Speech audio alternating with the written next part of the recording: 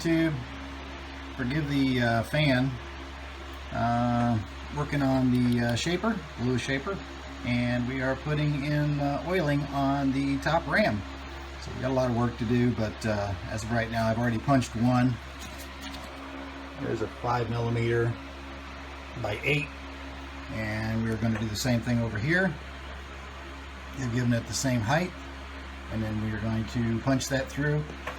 This side over here is going to have the gib, so we're going to have to punch a hole through the gib to allow the oil to pass, and then we're going to figure out what we're going to do as far as oil flow from there.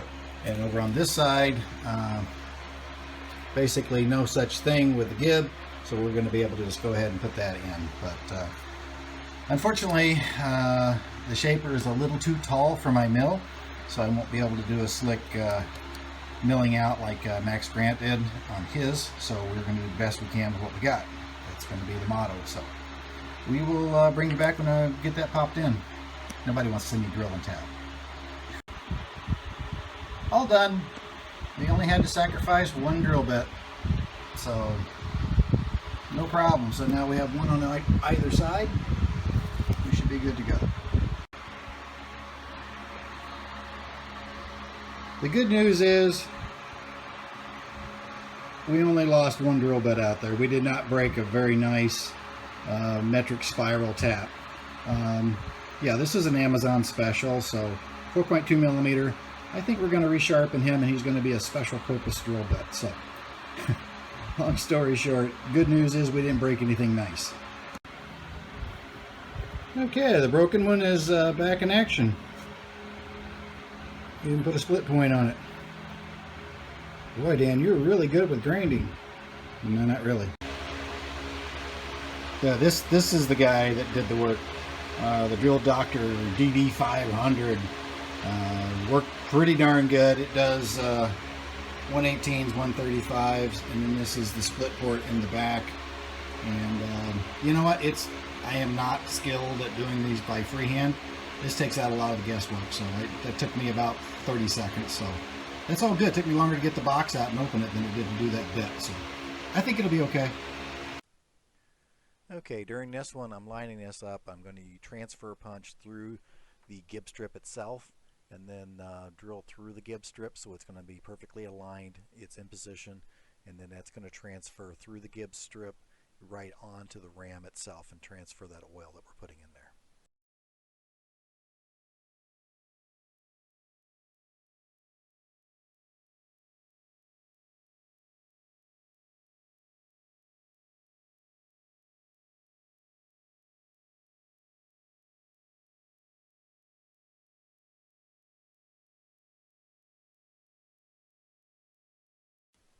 Okay, from here, transferred that the actual mark, and within that one, I'm sorry, the background noise in this segment is just horrific. The fan was just whipping the microphone on the camera, so I'll cut back to this one, but just give you an update when just trying to simple transfer.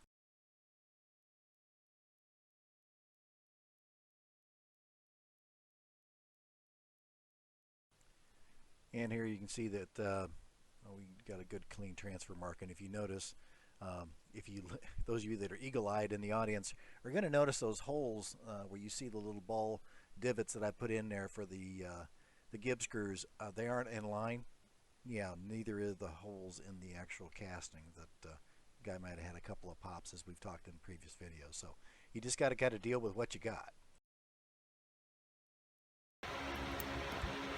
Okay, getting into the main event. Sorry for the little bit of wiggle here. It's kind of an awkward position. This is the hole that we put through the side of the 5mm. That's where we're going to be using the one-shot oiler. It's going to be coming in. So we are going to be coming in, putting a groove right here. This is obviously going to be coming through and going out the other side into the ram. But down here, we're going to put a small groove here and bring it out. We're going to pick up this here, and this is the green lines are going to be the oil reservoir, if you will, for the ram. Now you're like, well, that's not very far, Dan. Yeah, I know, but the reason for that is there are some hot spots here. If you look at these green lines here, If you go much further than that, then that area is going to be exposed. So the last thing I want to do is have an oil channel right here exposed to shop dust and dirt and then sitting there. So it's like we're going to use an abbreviated version of it. We're going to get it oiled and we're going to be in pretty good shape. So how do you know it's going to work? Well, I've already tried it.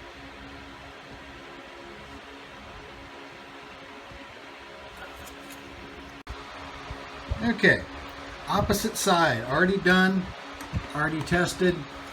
It came in. You can see a little bit of a grooving right there. This is all done freehand. I don't have a big enough of a mill to do it. So I had to freehand cut these little slalom courses here. And obviously I didn't want to protrude over the edge. And I also didn't want to go too far up into this because it really doesn't need it, because this line actually does kind of carry a little bit of oil along with it.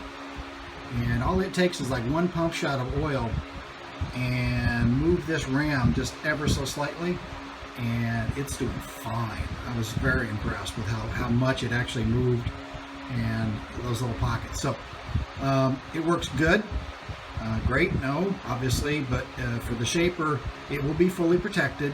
We won't have any issues with dirt and swarf. You can see I also have an opposite line over here because I had to measure this all out with a ram going from there. So we're going to finish that up, and I wanted to share that with you because I've been thinking and thinking and thinking how I'm going to do this, and finally I just said, let's just get it done.